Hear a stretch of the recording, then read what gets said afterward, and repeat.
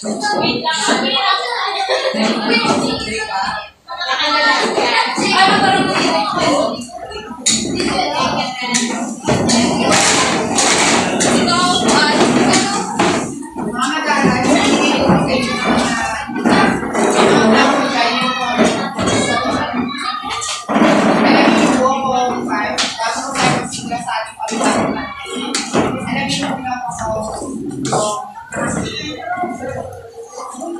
ulit-ulit sa unang kita.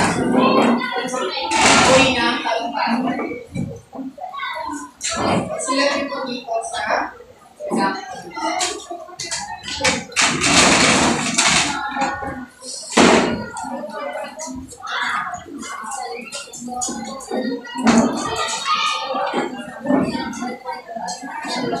sunod.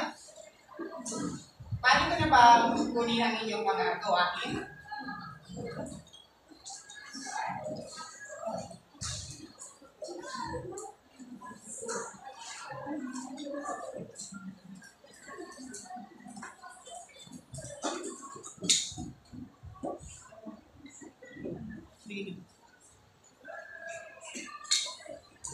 Ayan, magandang hapon po sa inyong lahat.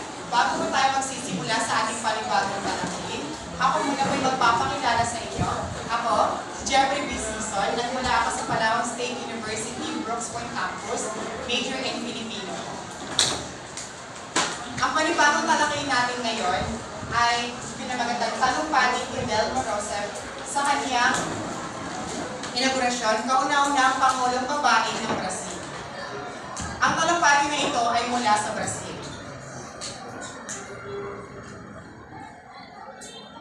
Sino si Dilma Rousseff?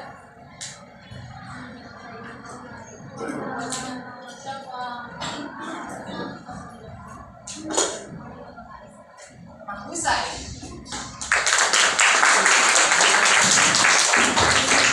Sino si Dilma Rousseff? Pilipino, mali kong makibasa. Noong Enero 1, 2011, nanumpan ang kauna-unahang babaeng Pangulo ng Brazil matapos manalo sa eleksyon noong 2010. Siya ay si Dilma Rousseff. Isinilang siya noong December 14, 1947 sa Belo Horizonte, Brazil. Ang kanyang ama ay isang Bulgarian at ang kanyang ina ay isang Brazilian. Estudyante pa lamang si Dilma ay nauugnay na siya sa isang militanteng sosyalistang grupo kung saan nakasama niya si Carlos Araujo na pinalaunan ay kanyang dalawang kasama. Inyo pong tatandaan ang nakasulat dito sapagkat meron po tayo mamayang katanungan at gawain para yung tuloy. Ngayon, ano nga po ba ang talumpati? Pinipili, may po makasagot. Talumpati. Ang layunin ng talumpati ay mapaniwala ang mga nakikinig sa pangatuwirang mga nakapagbigay ng kaalaman sa nagsasalita o kaya ay humihimo ng gawain ang isang bagay ayon sa kanyang paniniwala at higit sa lahat, mabago ang paniniwala ng mga nakikinig. Dito po, ang talumpati, meron po tayong mga binabasa, sinasaulo ng mga talumpati. Kung yung po ng talumpati ninyo, kailangan po ang mga katotohanan, totoong naranasan, at ito ay makapukaw damdamin sa mga nakikinig. At higit sa lahat, kailangan pong makuha natin yung atensyon o interes ng mga nagkakaroon. Basahin ang unang Ang panandaliang talumpati, extemporaneous speech, ay agarang pagsagot sa kampang ibinibigay sa mananalumpati at malaya siyang magbigay ng sariling pananaw. Tinatawag na impromptu sa wikang Ingles, ang talumpati walang paghahanda, isali binibigay lamang sa oras ng pagtatalumpati, sinusubok ang kaalaman ng mananalumpati. Maraming salamat. Ayan, kailangan po yung paksa na ibigay natin o kaya maibigay natin sa mga tagapakinig ay angko sa lugar, sa totoong pinangyarihan at totoong karanasan ko na may maibibigay ninyo at higit sa lahat makapagbigay ko kayo ng aral sa mga nakikinig. Ikalawa, Ginoo, maaari kong pakibasa. Maaari ring binabasa, isinasaulo o binabalakas ang talumpati. Sa binabasang talumpati, inihanda at iniayos ang sinusulat muna ang talumpati upang basahin ng malakas sa harap ng mga tagapakinig. Samantalang, ang sinaulong talumpati, inihanda at sinaulo para bigkasin sa harap ng mga tagapakinig. Maraming salamat. Ayan, may dalawa pong mayroon pong binabasa, mayroon din pong isinasaulo. Ang binabasa po, kailangan pong nasa ayos, malinaw, yung pagkakasulat mo po sa iyong pagtatalumpati. Sapagkat para po mas higit na maunawaan at maintindihan ng mga tagapakinig ang iyong itatalumpati. At sa pagsasaulo naman po, kailangan pong sunod-sunod at mayroon pong estilo yung paggawa sa paggawa ng talumpati. At kailangan pong dire-diretso para po hindi po mawala ng interest yung tagapakinig din. Sunod, meron po tayong mga uri ng talumpati. Yung pong kayang umasa. Okay, basa. Talumpati na nagpapaliwanag. Layunin ng talumpati na magbigay ng impormasyon o paliwanag sa pamamagitan ng pagsulat at paglalarawan. Simple at direkta ang paglalahad ng impormasyon upang madaling maunawaan ng mga tagapakinig. Maraming salamat. Ikalawa, Talumpati na nagpapaliwanag. Layunin ito makainfluensya sa pagkakasilas ng mga tagapakinig. Nagbibigay ng sapat ng mga pagsulat sa pagkakainom ng mga tagapakinig. Napaniwalaan ang sinasabi nila ang pananaw. Kinakailangan maalam ang pagsasalita sa maraming salamat. Dito naman po, kailangan po makakahikayat ng mga tagapakinig. At higit sa lahat, kailangan po meron po tayo mabigyan ng ebidensya para po mas makatotohanan. Mahimok po natin yung kayo ng mga interes, atensyon sa ating pagbigay ng ating talumpati. Ikatlo, Ginoo, maaari mo pakibasa. Pati ng pagpapakilala, isinasagawa ito upang ipakilala ang isang panahuli sa isang pag-iipon o gawaing bagay sa kanyang mga at posisyon upang magbigay ng Ikaapat, ikaw binibili. Talumpati ng pagsalubong. Madalas ito ay sinasagawa sa mga programa o okasyon. Ito ang paunang pagbati at pagpapaliwanag sa kalagahan at layunin ng itinaraos ng okasyon bago ito isagawa. Yan. Sino na sa inyo nakasubok ng pagtatalumpati sa harap ng indawlan? Wala pa? Pero may nakakita na kayo? Oo. Ikalima, sino maaaring bumasa? Pinipili. Talumpati ng pamamahay. Sinasagawa ito sa huling bahagi ng isang programa o okasyon. Naman ito ang mensahe ng pasasalamat sa mga dumalo at panghilikayat sa mga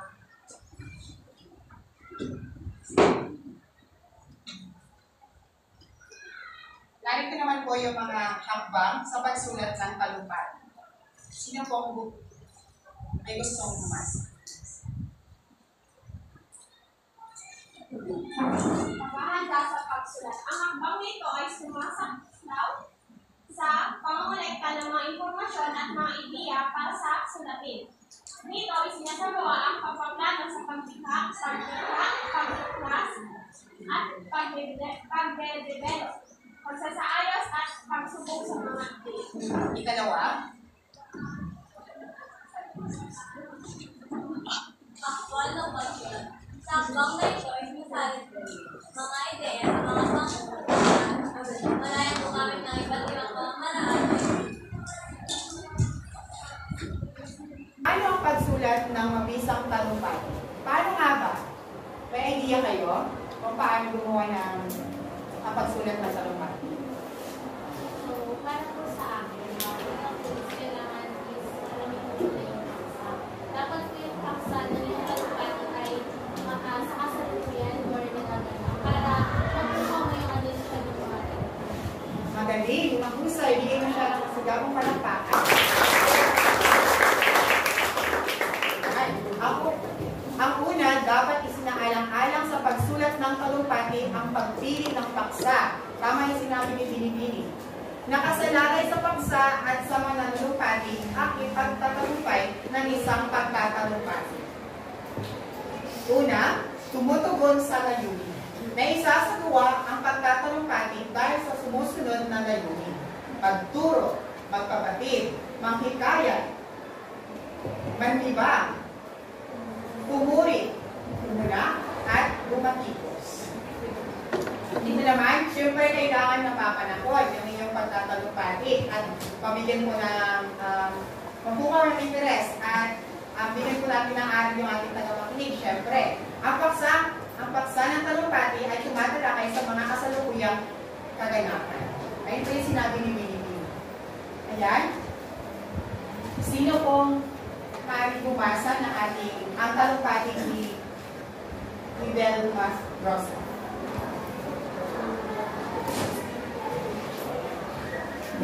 Sinimula sa talumpati ni Belmas Rosa sa kanyang delegasyon. Naunahang Pangulong Babae ng Basil. Tinitiyak ng aking pamahalaan na labanan at sukuin ang lahat sa kailangan, gayon din ang likha ng pagkakataon para sa lahat.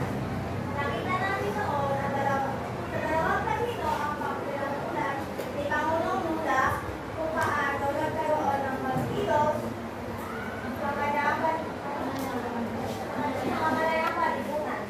Gayon pa nga, nanatili ang kanyang kahiyan sa bansa sapagkat ginawala ang kailangan at nagkaroon ng mga handang upang matatayang paulan at tayo sa bilang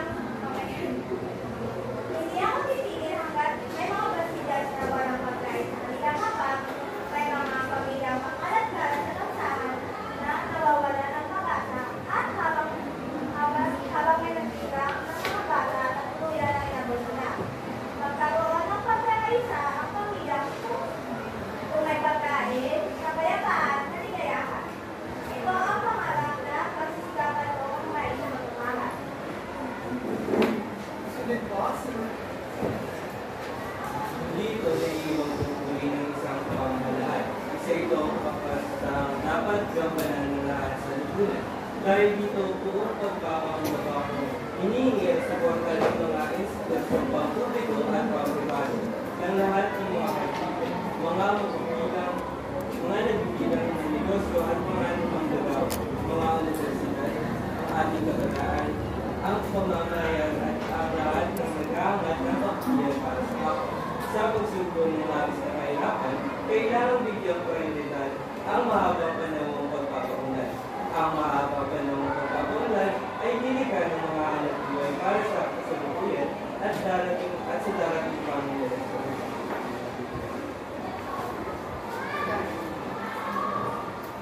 Nangangahulugan ito at muli kong sasabihin na ang pagpapanatili ng katatagan ng ekonomiya ang pinakamahalaga.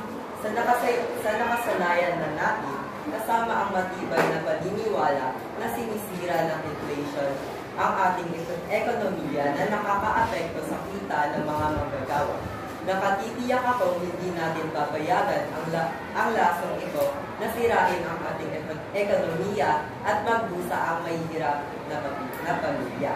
Patuloy nating palalakasin ang ating panlabas na pondo upang matiyak na balanse ang panlabas na deposito at maiwasan ang pagkawala nito. Gagawin natin nang walang pag-aalinlangan sa mga multilateral na paraan na ipaglaban ang maunlad at pantay ng mga pulisiya pang-ekonomiya na napangangalagaan ang bansa laban sa hindi maayos na kompetisyon at dapat na maunawaan ang daloy ng kapital na ipinakikipaglaban. maraming salamat. Sunod. Hindi natin pahihintulutan ang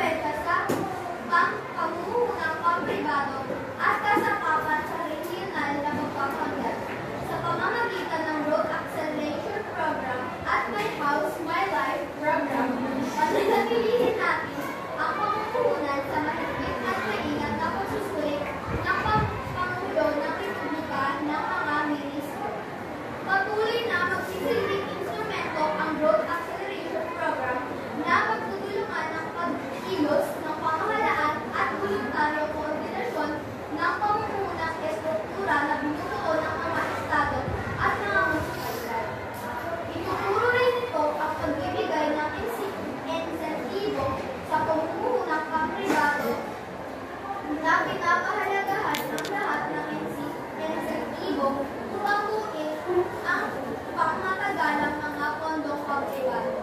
Ang pamumuhunan ng World Cup at Olympics ang nagbibigay ng mga pangmatagalang pakinabang sa kalidad ng pamumuhay sa lahat ng bumubuo ng lugar. Maging gabay rin ang prinsipyo nito sa pulisya ng pagpapawid ng transportasyon. Walang duda na dapat nang mapaunlad at mapalaki ang ating paliparan para sa World Cup at Olympics.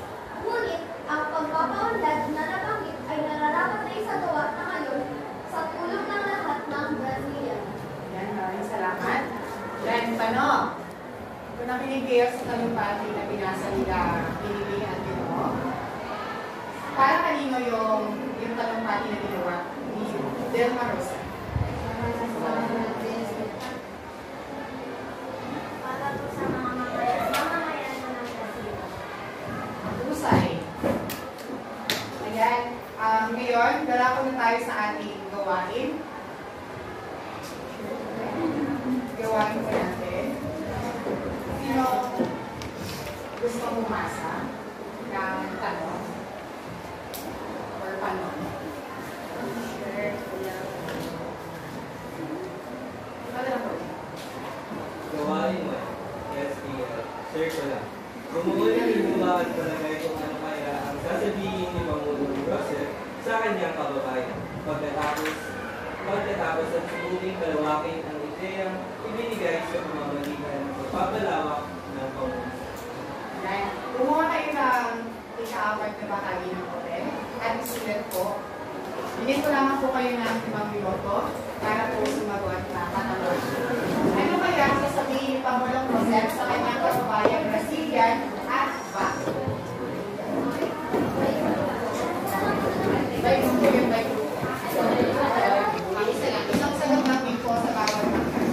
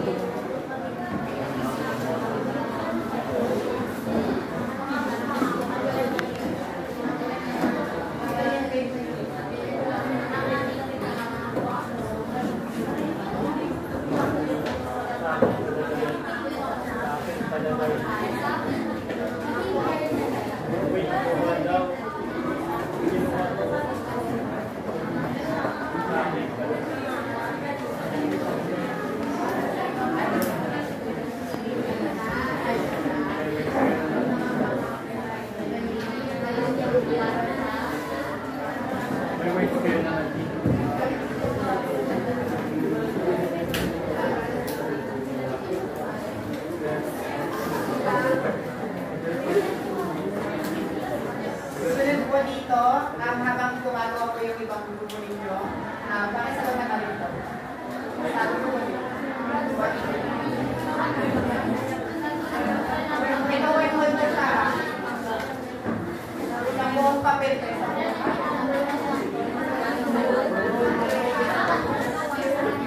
Isang buong papel na.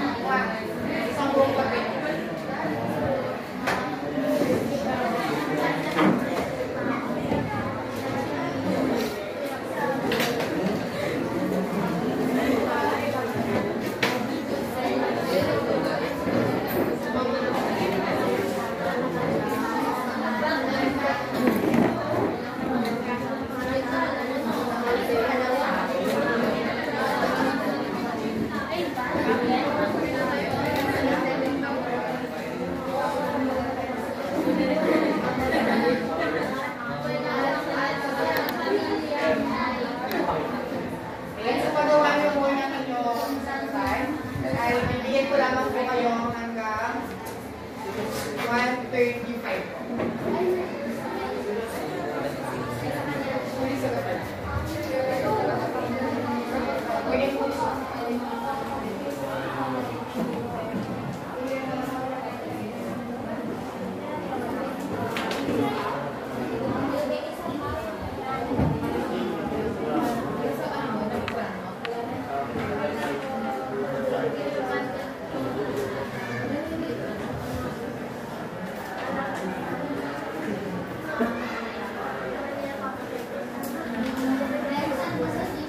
Anong group kayo? Dami nila mga. Hati-hati sila.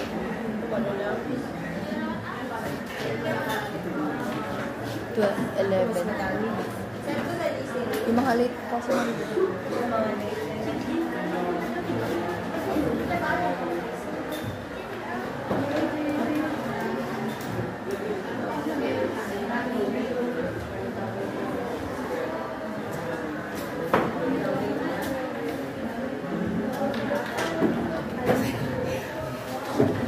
Ay, ko.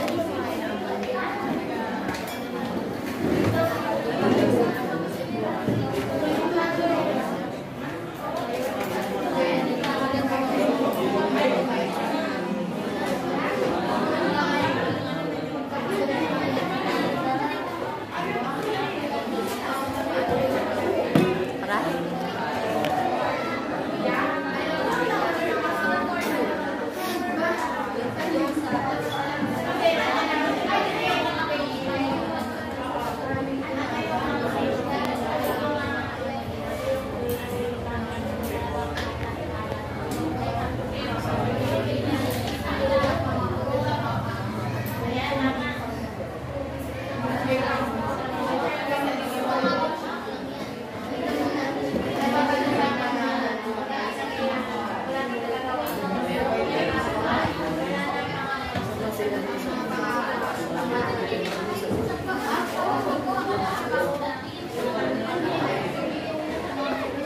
na po ang ibinigay sa inyo ng oras. Maraming po ang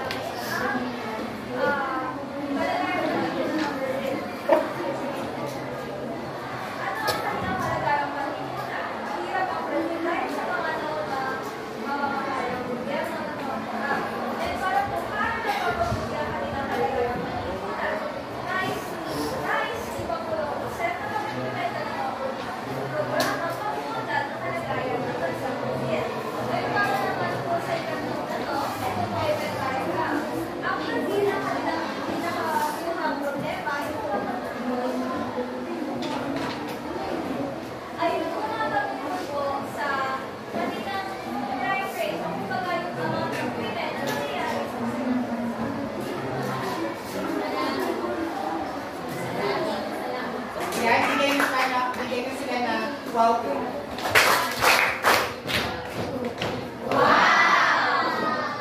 Ikalawang pangkat. Magandang hapon po sa inyo lahat. Kami po ang ikalawang pangkat. Nangangako akong tutuparin ko ang aking mga pangako at dalhin para sa ikalawang ng aking Diyos. Para sa mga minamahal kong mga mamamayan, pauunlarin ko ang mga alang-alang sa aking bansa upang matulungan ang mga batang nasa nakaangan. Sa palagay ko, nais niya ang kalidad ng kanilang ekonomiya sa kanyang bansa upang matulungan ang mga kapwa niya religion. Para po sa pangalawang tanong, ano ang nais makamit ni Pangulong Rosas sa kanyang pamumuno sa Brazil? Ang nais niya makamit ay sana walang pag-ibig at walang pag-ibig. Nagputo at walang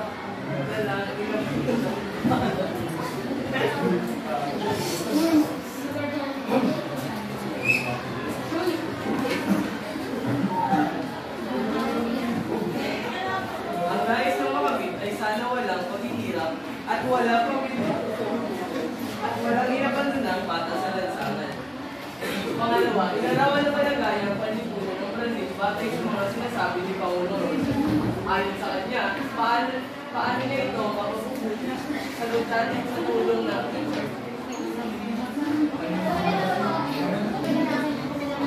Ayan, bigyan din sila ng limang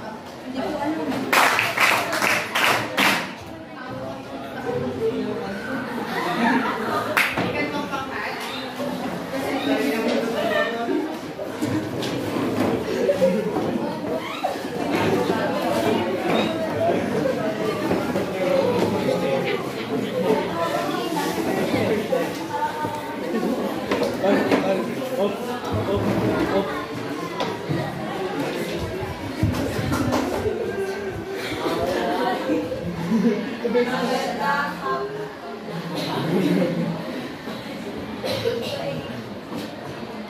So, ito po yung tulad po namin sa Venn diagram. Yung una po yung pagkakaiba sa Brazil po is mataas po yung brilliant sa Barsala sa Pilipinas po ay pregnancy.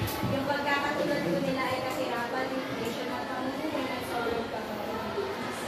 Sa gawain 4 naman po, sagutin mo. Alam na ismakamit ang Pangulong Rosas sa kanyang pamumuno sa Brazil. Ninanais ang Pangulo na magkaroon ng magandang buhay ang lahat ng tao sa Brazil. Gusto niya rin na magkaroon ng electricity ang lahat ng household sa bansa.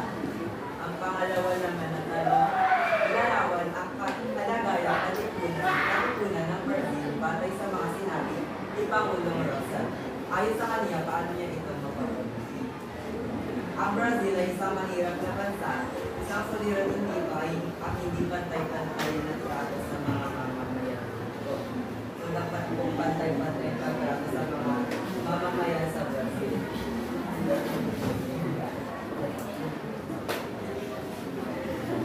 Ito po yung mga problema sa Brazil. Pero yung apat, kahirapan, inflation, malabas na pondo, pamumuhunan sa world at yun lang po. Ayan, kayo ay mahusay, magaling, matalino. Kayo ay sa kinang pagsagot lamang, pero nakuha ninyo yung mga tamang sagot at gusto mong iparating ng ating Pangulo sa